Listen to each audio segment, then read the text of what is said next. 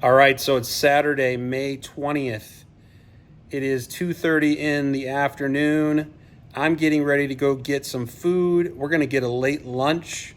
Plan is to go grab some tacos, and then we're going to head over to the South Point poker room, and we're going to play some poker. Going to get in a session. I'm going to kick things off at 1-2, see how things are going there, and then later in the night, if the 2-3 game is looking particularly good, I'm going to jump into the 2-3 game and take a shot. So that's the plan. First thing is we're going to get some food, and we're going to go play some poker. I'll see you at South Point.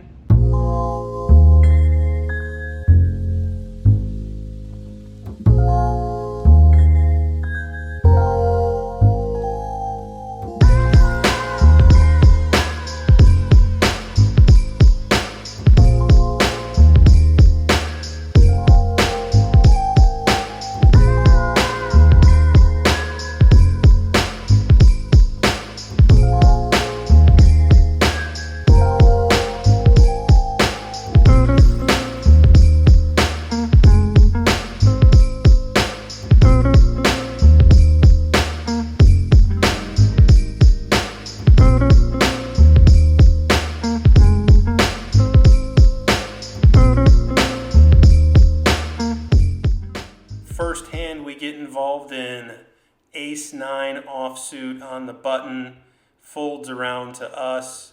We go ahead and raise this up to $12. The big blind decides to call, so we are going heads up to a flop here, $27 in the middle. Flop is pretty good for our hand. Comes down 9-7 deuce with 2 clubs. We have the ace of clubs. Put out a C bet here of $15, and the big blind quickly calls the $15 bet. So we are going to a turn the king of diamonds. When the big blind checks here, I decide to check this back and exercise a little pot control. I don't think we can get 3 streets of value here. And the 9 of clubs peels off on the river. So we now have trips, but the flush draw does complete. When the big blind bets out 15, we quickly call the 15. They turn over pocket 10s. We show our 9, and we take down this $87 pot. Not sure if they would have called a raise. We may never know. We win the pot. All right, we have pocket 7s. This folds to a middle position player who raises to 5. The hijack re-raises to 10. The cutoff calls 10, and we call 10. So the original raiser calls the additional $5, and we're going 4 ways to a flop that comes down a wonderful 7 ace queen rainbow. So we flop bottom set here. The middle position player checks. The hijack player bets 7, and the cutoff re-raises to 16. We think this over for a bit here. I think likely holdings are a lot of ace-x hands. I decide to just go ahead and flat the $16 re-raise. I think whatever we do here looks particularly strong. The middle position player folds, the hijack calls, and we end up going 3 ways to a turn, which is the 6 of hearts. Now the 3-better, the hijack checks. The cutoff makes it $20, and I think this is where we want to spring our trap. I think there's some 2-pair holdings out there that will definitely be calling and getting it in with us. So we re-raise to $60 here. Slide in that $60 bet. The hijack player folds quickly. The cutoff jams an additional $47. We snap call, show our set of 7s. He turns over ace-7 of hearts. We hit the panic button here when we see the 4 of hearts come off on the river. We end up losing this $218 pot to a runner flush. Put me on tilt a little bit, but when I look back at it, I don't really see why. There was no other way this was going to play out. All the money was going in the middle, so we end up losing this hand. All right, we're in middle position here with ace-3 of spades. We got an early position limper. I raised this up to $10, looking to isolate the limper. When it folds back around to the limper in early position, he does a little shuffle of the chips, makes a decision here, and goes ahead and calls the $10. So we are going to a flop heads up, which comes down queen, 4, 6, rainbow. Now the limper decides to donk into me on this board here for $10. I talk myself into a call here. I don't know. I think we could be folding. I have some backdoor flush draw possibilities, one overcard. I feel like I could potentially take this away on future streets. We see the jack of clubs come off on the turn. Now the early position player checks, and I decide to go ahead and try to take this pot away. I bet $21. The player quickly calls, and we go to a river, which is the 8 of clubs. Early position player checks to me again. I don't think I can win with ace high here. I don't think I have showdown value. So I decide to turn my hand into a bluff. I bet $25. He makes a comment about, well, I guess I have to call you. Goes ahead and puts in the call for $25. Turns over pocket kings. Yes, he limp called with pocket kings, and he trapped me, and he wins that pot. All right, something happened with the video of this hand, so we're going to have to go freeze frame. We've got ace-king offsuit, under the gun +1. I raise it up to $10. We get a middle position player who calls the $10. Rest of the players get out of the way, so we go heads up to a flop of jack, king, jack with 2 clubs.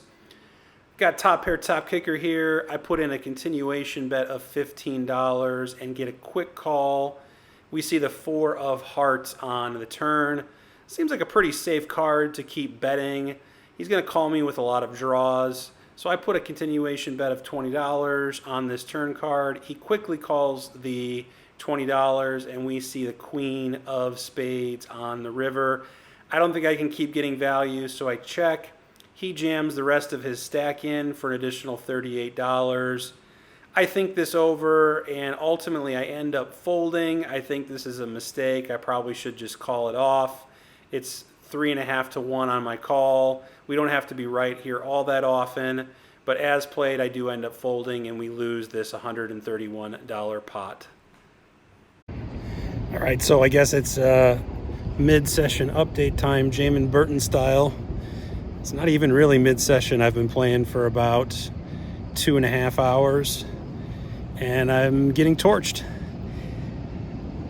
Flop a set of 7s, lose to a rivered full house. Ace king, flop a king, lose to trip jacks. Yeah, I'm getting beat up. Down about a buy-in, so down about $300. I feel like the game is good. There's a lot of action players at the table, a couple of OMCs, pretty typical stuff, but I feel like I'm on a little bit of tilt, so I'm taking a break. I'm gonna see how I feel. I'm gonna keep plugging away, take a break here, see if I can calm down a little bit after losing a buy-in or so, and then see if I can get back in the game and recover and play well. If I'm not playing well, I'm gonna pack it in and call it a day and come back and try it again on another day. Don't want to be playing on tilt, and yeah, we all know how that goes. Donking off money, punting money. Yeah, so that's where we're at. Mid-session update, South Point, getting torched, and I'm gonna get back into the game here in a bit.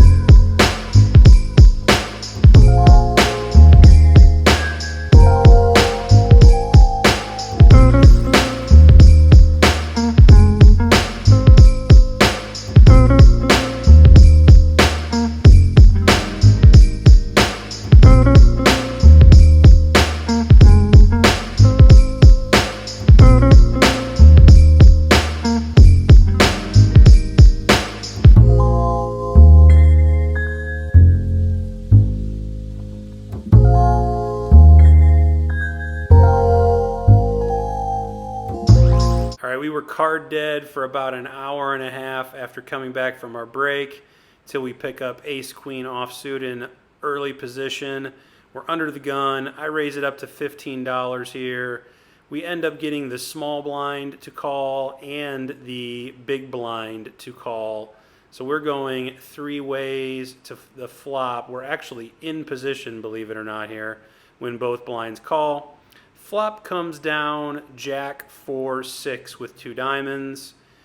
The small blind checks, big blind checks, and I go ahead and check here as well, and we see the queen of hearts on the turn. Now the small blind decides to put in a $10 bet. The big blind doesn't think too long before calling. I decide to call here as well. I think I could be raising to charge draws and get value from Jack holdings, worse Jack holdings. The 3 of clubs comes on the river. The small blind bets out for $20 here. Big blind folds. I call, and the small blind shows Jack 3 off suit to win this $115 pot. Okay, we pick up pocket queens on the button. We get a middle position raise to $8. We decide to just call the $8 raise in position. I think we should be 3-betting here pretty much 100% of the time. One of the blinds decides to call as well, so we end up going 3 ways to a flop that isn't the best for our particular hand. King 3-4 with 2 diamonds. The blind checks, middle position, original raiser bets 10. I call 10, blind folds. We go heads up to a turn. Turn is a brick. It's a deuce of clubs. Now the middle position player checks. I check back here. I think when this goes check, check on the turn, we have the best hand almost 100% of the time. But unfortunately, it ends up going check, check on the river. We don't get more value, but we do win this $44 pot.